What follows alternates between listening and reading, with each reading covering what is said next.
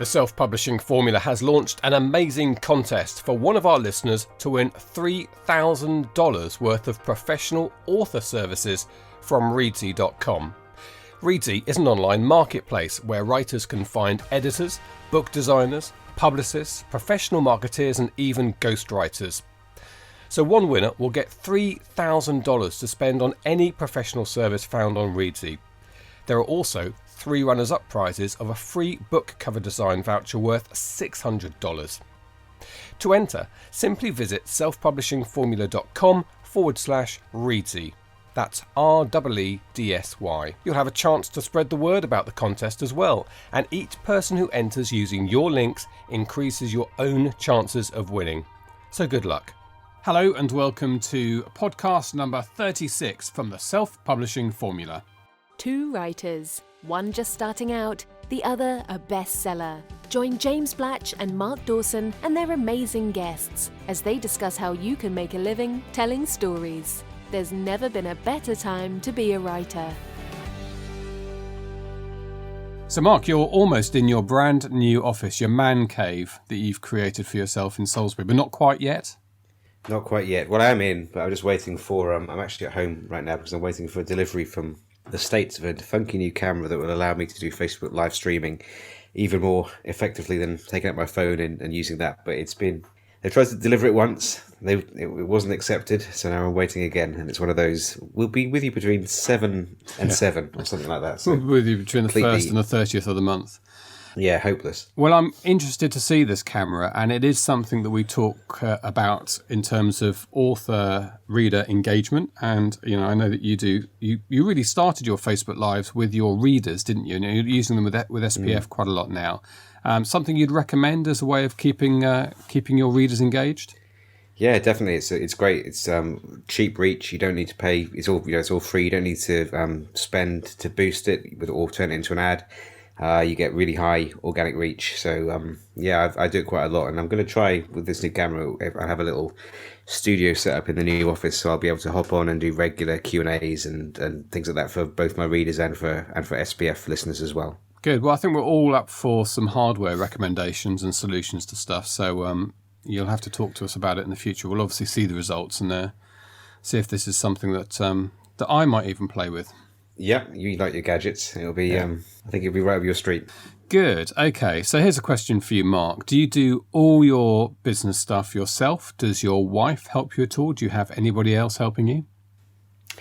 Mostly me, to be honest. The writing side of things, I've got a VA who helps me with some quite small bits and pieces. And then on the other side of things, with what we do, it's obviously a little bit different. But no, for the actual writing side of things, I do it myself. Although I can see the benefits of having help when needed. And how about Mrs. Dawson? I mean, it's a bit of an old-fashioned model, isn't it? Kind of. I think I allude to this in a minute in our interviews. The reason I'm asking you these questions is there's almost a Victorian, Edwardian model here in that you start a business and it's your family. It's Dawson and Son or Mr. and Mrs. Dawson running the shop and so on. And the reason we're talking about this is because there seems to be quite an increasing number of authors who have just got to that breakthrough point of making money, making a decent salary, enough for them and their other halves to live on, that they have suddenly employed their other half. And we've got 2 interviews in a row here. Yeah, I can think of a couple more actually.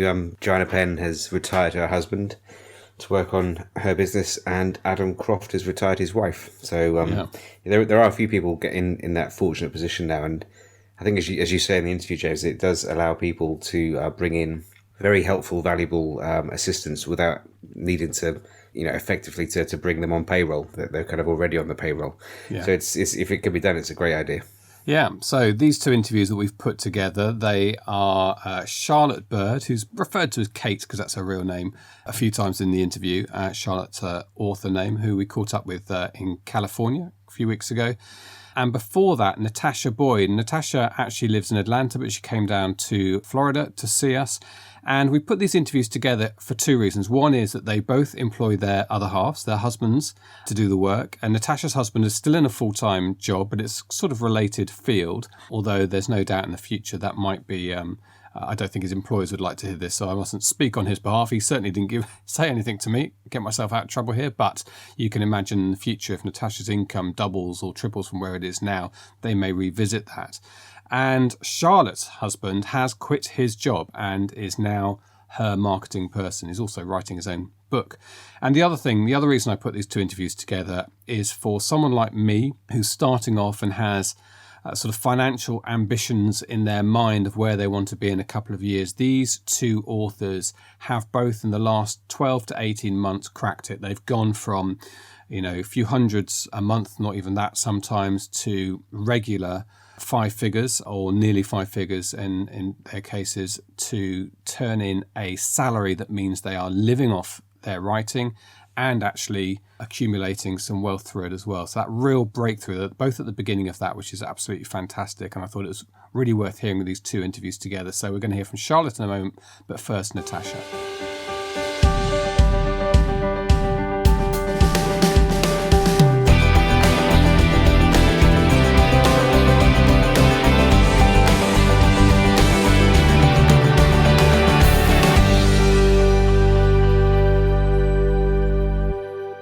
My name's Natasha Boyd, and I write contemporary romance mainly. And I'm obviously from the UK originally, but I live in Atlanta now with my husband.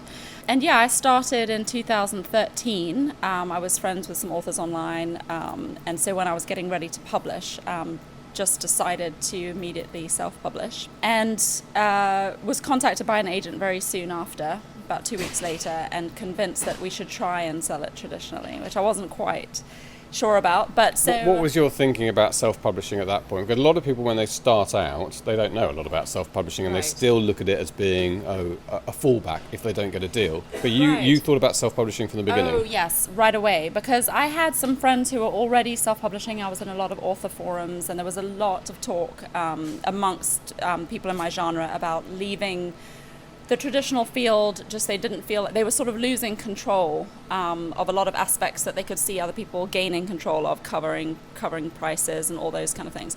And so when it came time to do it, I had a professional cover designer that I knew a professional editor. I was like, why don't I just do it myself? Why wouldn't it be better to put my book up in the court of public opinion as opposed to throwing it at gatekeepers and that kind of thing? And I'd already entered some contests and sort of felt, and I'd finaled in one, and I felt confident that that was the thing that would suit me best. And then I did have so my agent decided that it really would be a great thing for a traditional publishing deal. But the answer came back from one of the large Big Five that they didn't think they could break my book out any more than it had been. And at that point, I'd sold 25,000 copies. But I went on to sell almost 100,000 copies. Yeah. So it was almost like it didn't really... It just illustrates right there how that gatekeeper system is broken. Yes, absolutely.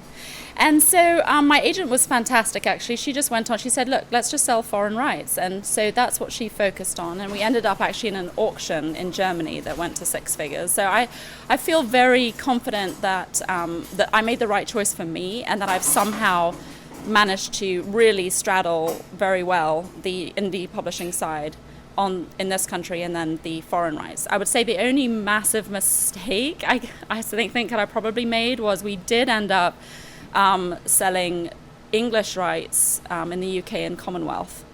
And that, you would think, my thought process there was to maybe, have more print books. And I've had, readers email me with a picture from the book in the airport bookshop in Kuala Lumpur and those sort of places. And I was like, oh, I'm really penetrating the world market.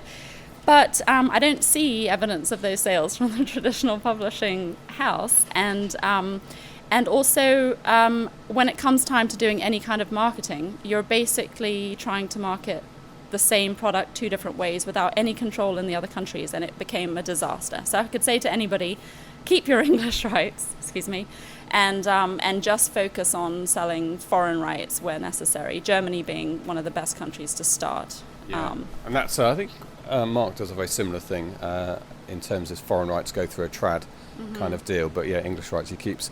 So I want to take you back a little bit. the agent bit. So I'm thinking from my point of view and other points of view, other people listening to this, and think, well, how do you get an agent suddenly right at the beginning of your career? How did that happen? Well, I was really lucky, actually. I was actually contacted by 2 agents about 2 weeks after I published, because the book was doing quite well. And I ended up signing with one of them. And she was very convincing and very enthusiastic about my work.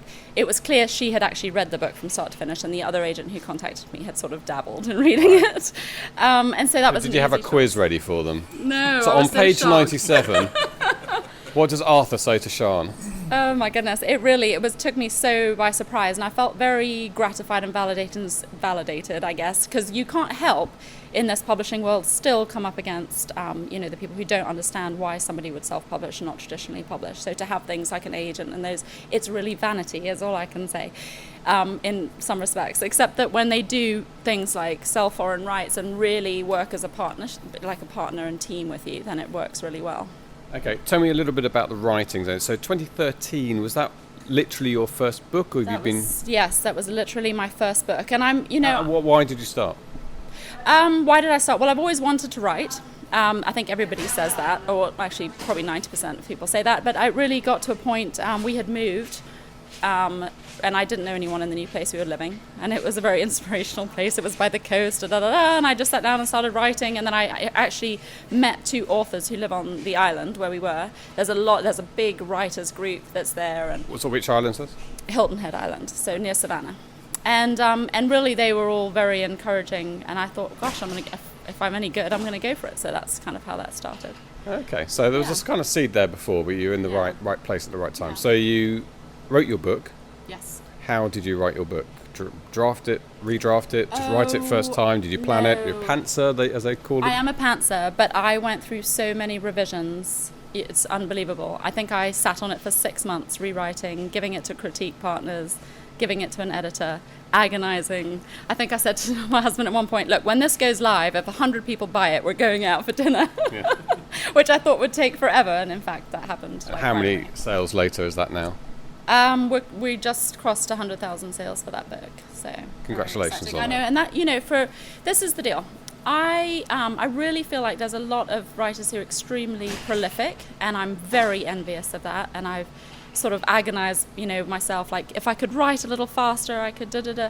But what I really come to understand is everyone writes at their own pace, and you've got to do what works for you, and what is important to me is making a living from my writing. And it's really inspirational to listen to some of the people you've had on your podcast, actually, who've sold millions, and it's really inspiring. But it does sometimes feel a little bit out of reach for the average writer. But it is really possible to do very well and have a career without getting to that point. Not saying that I don't want to get to that point. Yeah. But what's so you sold 100,000. You say a career. How would you equate? You can give us the figures if you want, or you don't have to. But what sort of work level salary are we talking about here? Well, I'm fine being honest. I mean, the tax man knows what I make.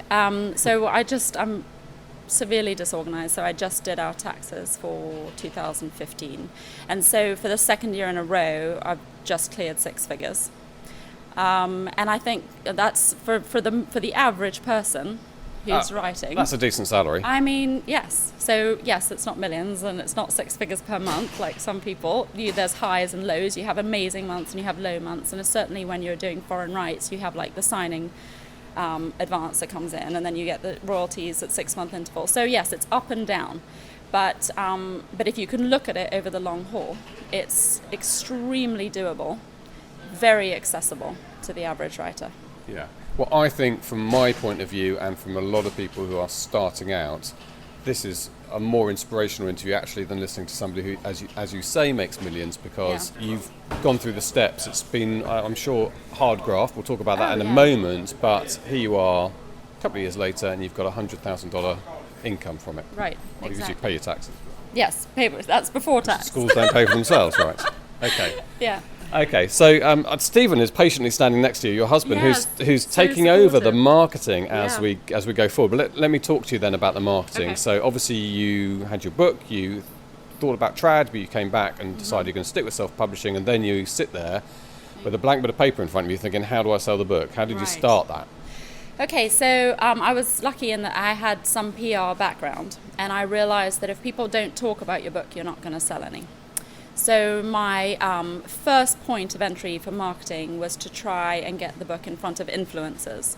So whatever those are for a particular person, I would say, if you're writing a traditional book, I would say your local community influencers. But for me, and being in romance, it was online book bloggers.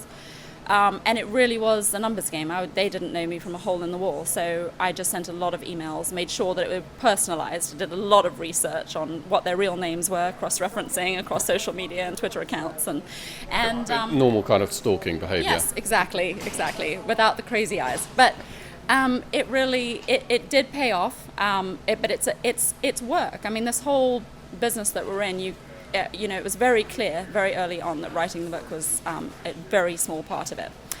And I will say that as the market has changed, and certainly in romance become more saturated, we've had to work a lot harder and spin our wheels a lot faster.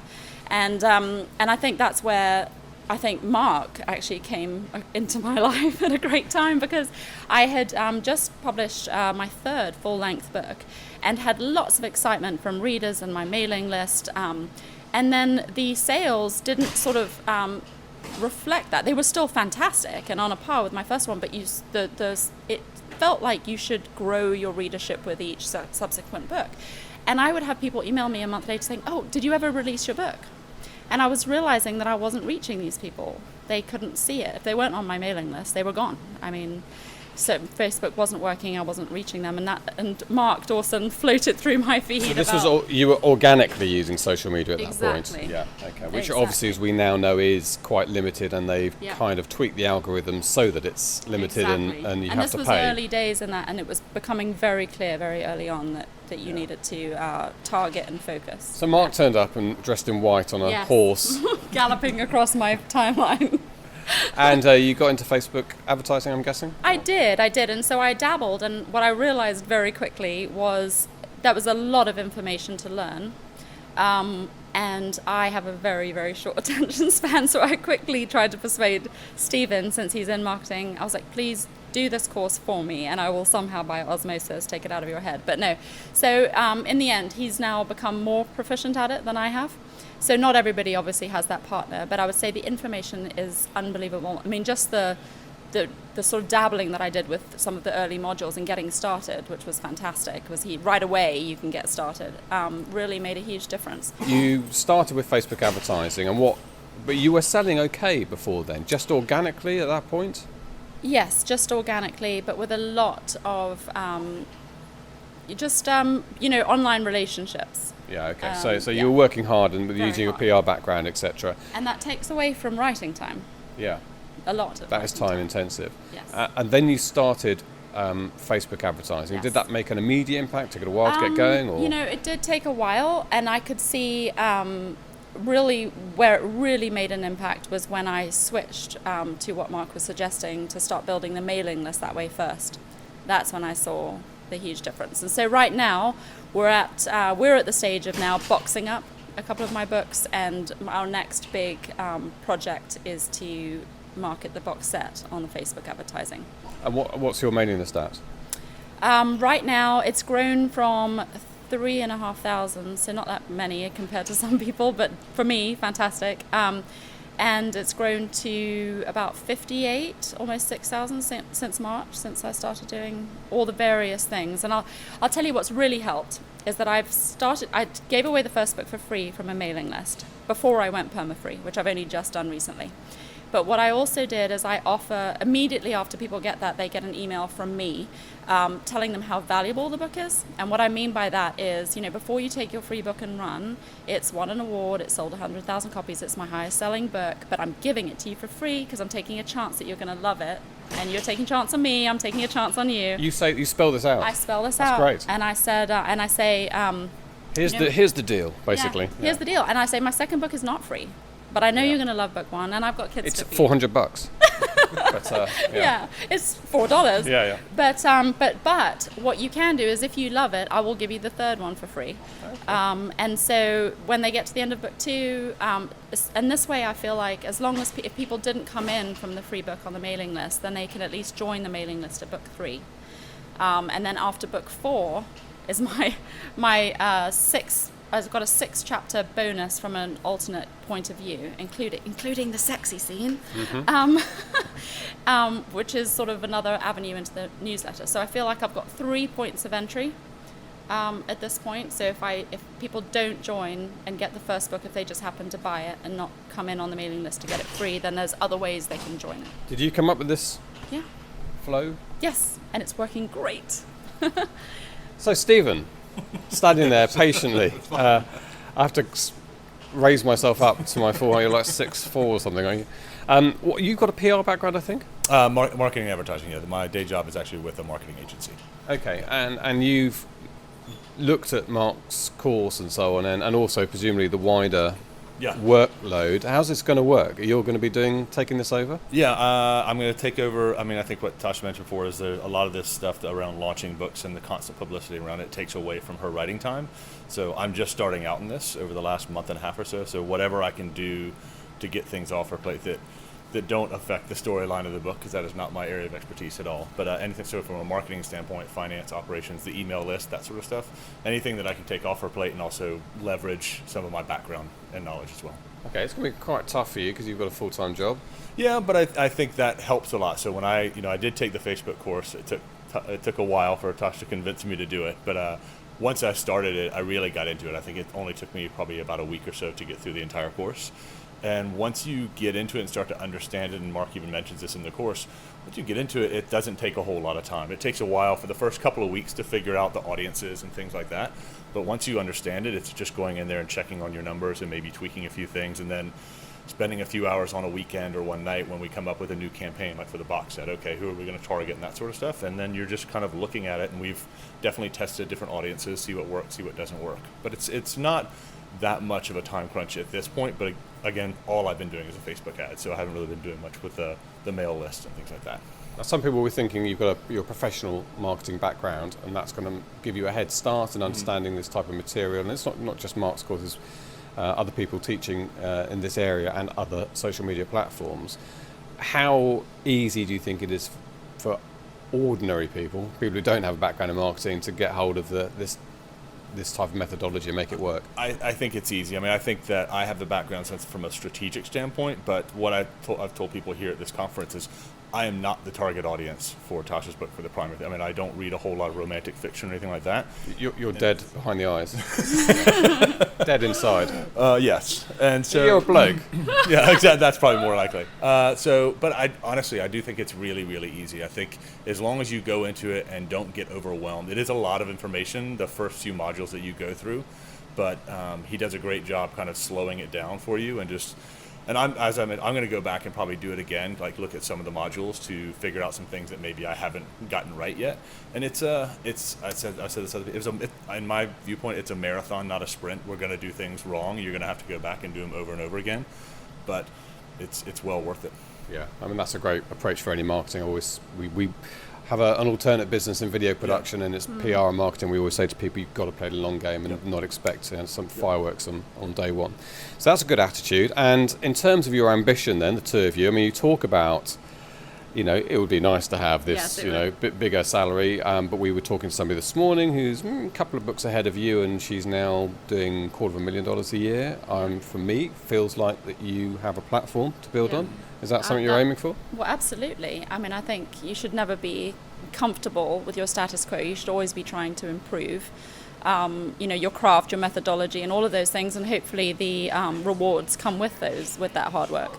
I do think that this is a career and it is a business. This is not really just a job. And as far as that goes, when you start writing more books, and there's a lot of extra things that come along with that business. You need somebody actually that you can call right away and get a cover done and some marketing materials pulled together. And so you do find yourself with employees.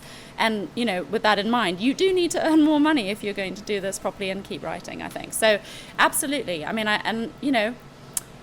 I don't think anybody looks at any of the people here who are doing, fantastically well and thinks, oh, well, they're just lucky, I mean, it's hard work, and it should be hard work. But I think it's very gratifying, gratifying and satisfying. And also, you should never get comfortable where you are. I mean, you should just always try to keep improving. So I think that one other thing I would mention too is a lot getting stuff off the author's plate, like what we're trying to do, just allows her to focus on writing, get more work coming out the door, and so hopefully that just speeds up the revenue process quite a bit as well. You know. Yeah, and I think we've got to, at the end of the day, yes, you want to make more money, but you've also got to keep your readers happy.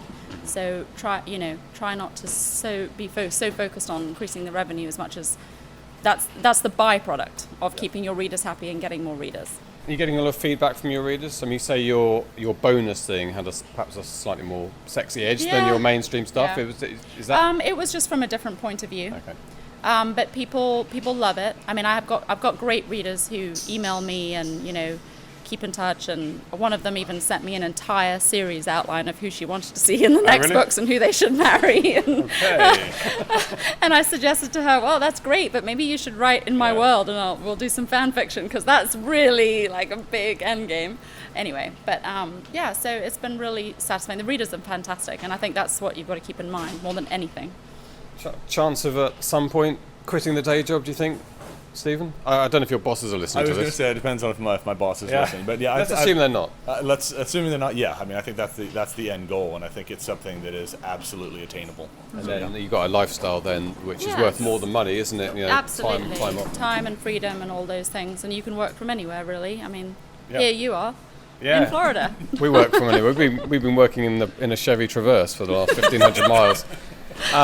Great. Well, Natasha, thank you, and Stephen, for talking to us. Natasha, you've done brilliantly in keeping your English accent, taking on by osmosis. American verve and entrepreneurial spirit. So you're a great combination. Can-do attitude. Yes. Can-do attitude, exactly. Absolutely.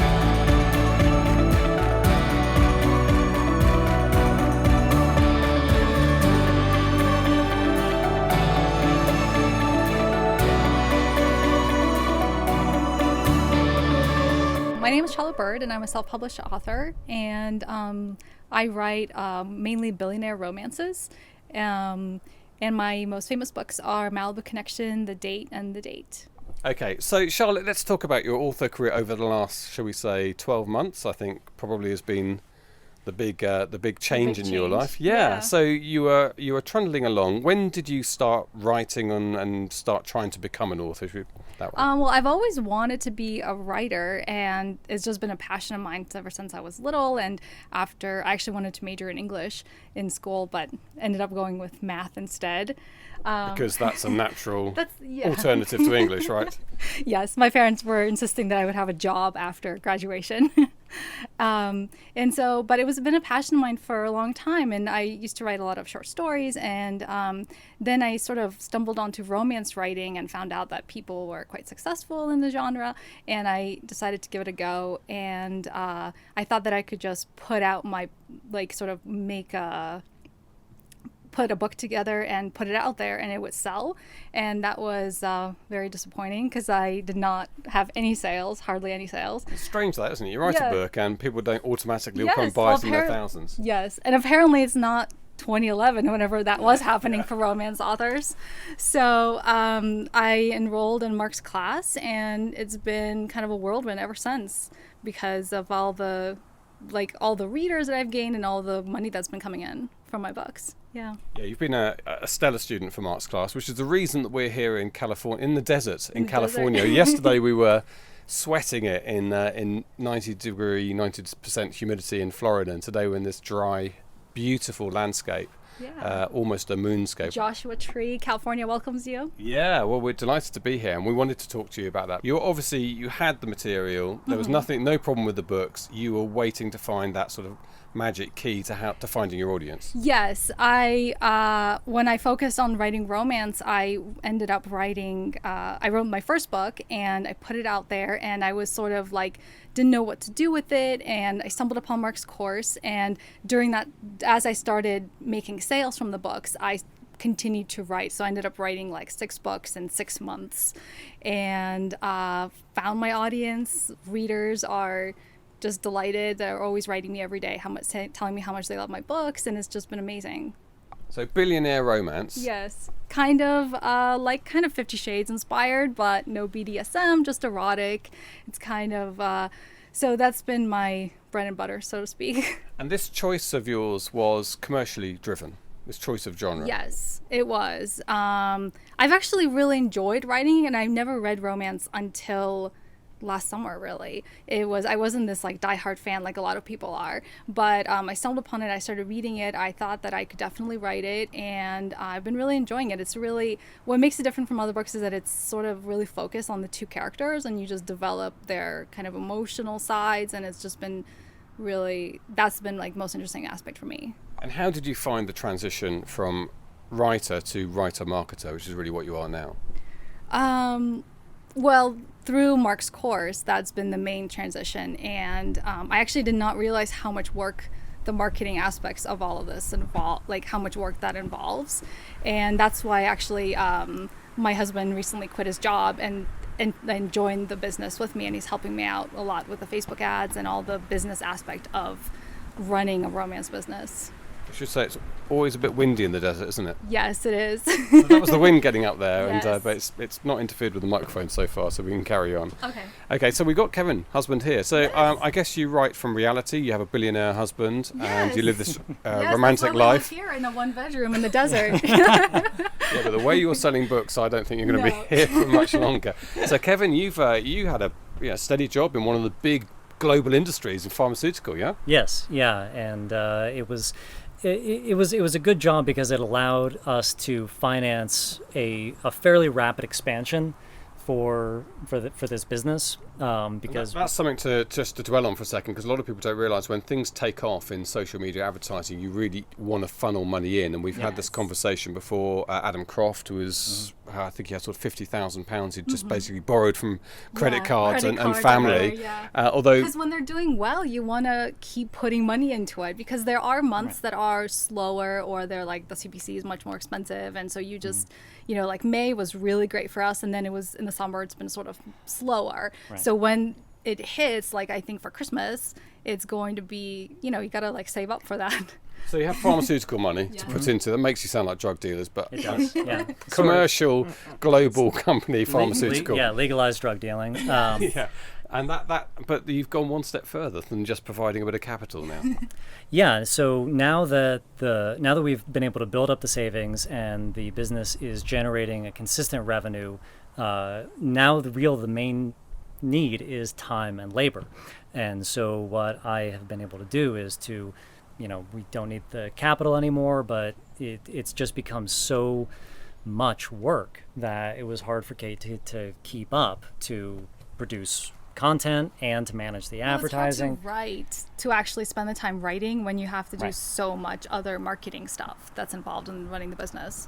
Because the creative work can be very draining. Yes. It's emotionally and psychologically takes a lot out of you, and then if you have to go and track the performance of all of your ads and do your budgeting and all of that, it gets to be too much. So it's been very rewarding for me to see the business grow, obviously, but now to be able to contribute to its success by putting in the effort and see Kate not so overburdened with all of that work. You snuck out her real name there. I did. Kate. I'm so sorry. I honestly I'm like outed. There's more than one Kate, I think, in the US, but it doesn't matter. People know you. Most of the authors we speak to have two names. It's hard when you start out. When I first started out, I wasn't sure that it was. You write erotic things. You're like, oh, what's gonna happen? And do you want your family reading it? Do you want your family read? Or I was also doing my kind of regular business of writing resumes and cover letters, and so it was like under my real name, and so I didn't want to have all of that together. And then it kind of blows up, and you're like just Charlotte. So it was a good name. And I think I saw you. I didn't read the post. I just had a quick flick through our Facebook groups this morning. I think somebody asked the question, should I have an alternate author name? I think I saw you posted on that. Was it you? Maybe it wasn't. Oh no, I don't know. Yeah. Okay. Well, I have answered that question a lot, and I generally say, I think it's more of a question. I think in romance, just because like some people have very religious family members, or they have like just. People don't understand, or they're embarrassed, or No, and we've met other romance authors who live in. There's that one woman who lives in living like Oklahoma in a small town, and she's very successful and read by a lot of people, but within her sort of Community. real life community. Yeah, like she was married to a farmer, and it was Right. kind of just like 50 Shades kind of stuff. And she just said, I could never tell, like my husband knows, but no one else knows. Like her children didn't know, no one. So it was really just about keeping her private life and public life separate. And it can also be an advantage in terms of your branding, because Yeah. if you have a nom de plume, you can have your whole social media life focused on establishing and promoting this brand of the author, and not have it diluted by your personal By identity. your high school friends. Yes. Right. And your own behaviour Yeah. online, which Yeah. all of us would probably like to separate out from our work lives. So dwelling back on the husband-wife routine here, I suppose there's a couple of aspects to this. One is that first of all, you are both going to be now living the dream, and we talk about this a lot. It doesn't take a lot of money to change your life from the drudgery of the 9 to 5 to sitting in a beautiful part of the world in your own time, going for walks and making your money doing that. So that's the first thing to say. You're making really good money, but you could do it for less. Yeah. But Oh, that's such a great thing to yes. achieve. So well done on that, and I guess you must be delighted with that, Kevin.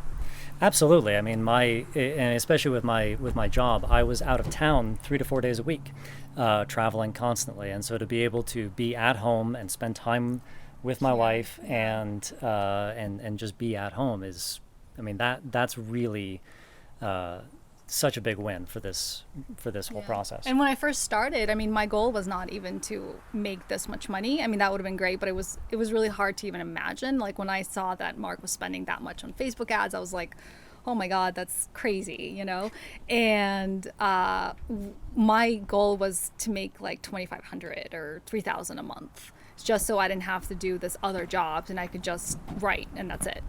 So it's been really great, but yeah, you definitely don't need that much money, and there are lots of people who are living like their great lives on much less, just pursuing their passions. Yeah. Well, you need to raise the equivalent of your salary. Actually, I think you need to raise a bit less.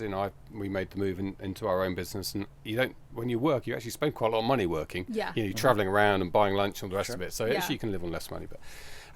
But you say you're out of town, and now a couple of days a week, and now you're back, which brings me on to the other question about working together as husband and wife. Does he get under your feet suddenly? It's a slight change in the relationship, and I'm being serious. It's a slight change, isn't it? It is a change. Yeah, because we were together all the time like before, and then this past year when he was working at the pharmaceutical company, it was like he was gone a lot, so I could just do whatever, and I had my own, not like do whatever, but I could Yeah, there's some stories I need to hear.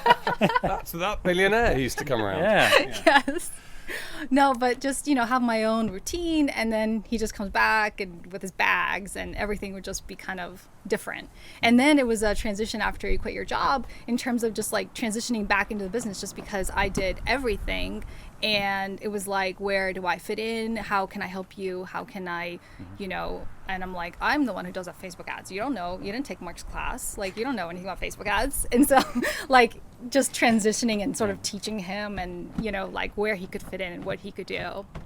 Yeah, and the hardest thing of coming on board is the transition from doing things that she tells me to do to being proactive and taking initiative and knowing the business well enough that now I can get up, set my own tasks, and contribute to the business without relying on her as essentially a manager. Yeah. And that has been quite a relief because, like thinking of things for you to do has been sort of like exhausting. It was just like, it'd just be easier for me to do it myself. No, because But I don't have that. It always starts like that. Yes. And that's a really big moment when you've got somebody pulling their weight in that sense. If you like taking it, I can imagine the relief. Yeah, no, it's a huge relief. And it's just, and I always felt like I was just like providing all the motivation, or I'm like, okay, this is what we have to do today. And I almost wanted him to just take the initiative and just like know that things that are in my head to just go and do it, But you're getting there now. Yeah. Yeah, no, I'm definitely getting there now, and it's been a process, but that just is what it is. But thankfully, now I am on board and taking over some aspects of what we're doing, and hopefully And even writing your own book. and even And you can start doing his ads. What? Yes, Yeah. that's true. Yeah, no, I have to. There's a lot of pre-work that I have to get doing. To get a whole Facebook thing set up, and Kevin, tell us about your book. It's still embryonic at this stage, but it's going to be in the YA fantasy space. So like a high fantasy book, kind of in the vein like a good comp would be the Witcher series. The games, yeah, the games, and well, it's a series of novels. Yeah, they're a little bit darker. This is a little bit more lighter in YA, but yeah, hopefully I can devote enough time to it that I'll have something done by the end of the year. But we'll see. Power couple. Yeah, and it's been the thing is it's been the inspiration of Kate, really kind of pushing herself, producing work and building this business and really being the driving force that's given the really kind of shown the path and given me the courage to go ahead and try and do something on my own and write my own book. So it's been fantastic. Well done, Kate Charlotte. Thank you. You're not. I mean, it's not an inspiration to everyone, because there'll be some authors who aren't married or not in a relationship, sitting there by themselves and going, I wish I had a free helping hand. But actually, in some ways, it's also very traditional. 200 years ago, that's how businesses worked. And it's the only way they could work. Family businesses, people mucked in together. And this is kind of a new wave of business now that's happening on this digital space. And I think it's going to be in common in the future. We know of a lot, especially in romance. There's a bunch of like kind of husband-wife teams. Well, I think that Alexis Abbott. Yeah, they even write things together, which is kind of a whole new thing. Right. I can't imagine. We're not there. No, the billionaire needs to cross in through a magic mirror in the back of his wardrobe to get into his world. So who knows? Yes. Yeah.